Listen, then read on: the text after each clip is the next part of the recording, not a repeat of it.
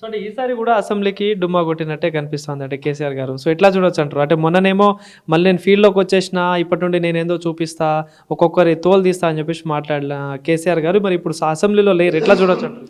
నేనేమంటారంటే అండి, ఇప్పుడు కేసీఆర్ గారి యొక్క రాజకీయము పెద్దగా ఉంటుందని అనుకున్నారు. అప్పుడు కొంచెం ఆయన అదృష్టవంతులు నడిచింది అంతే. ఇప్పుడు రాజకీయంగా కేసీఆర్ లాంటి వారిని, రేవంత్ రెడ్డి లాంటి వారిని చూశారు. ఎవరు మంచి ఉన్నారంటే రేవంత్ రెడ్డి గారి పైనే ప్రత్యేకమైన శ్రద్ధ ఉంది తెలంగాణ ప్రజలకు. ఎందుకు అని అంటే ఫామ్ హౌస్ పాలన, ప్రజాపాలన.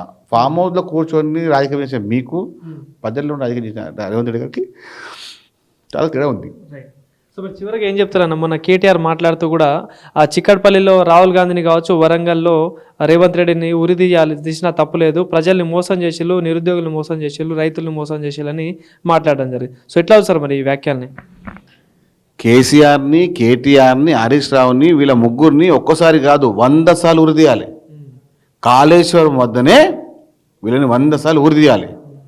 ఆ చేసినప్పుడే తెలంగాణకు పట్టిన శని పోతుంది. రాహుల్ గాంధీ గారి గురించి, రేవంత్ రెడ్డి గారి గురించి మాట్లాడిన అర్హత కేటీఆర్కి లేదు. కేటీఆర్ ఆ స్థాయి కాదు. కేటీఆర్ కేవలం రాజకీయంలో తండ్రి చాటున వచ్చిన రాజకీయ నాయకుడు మాత్రమే.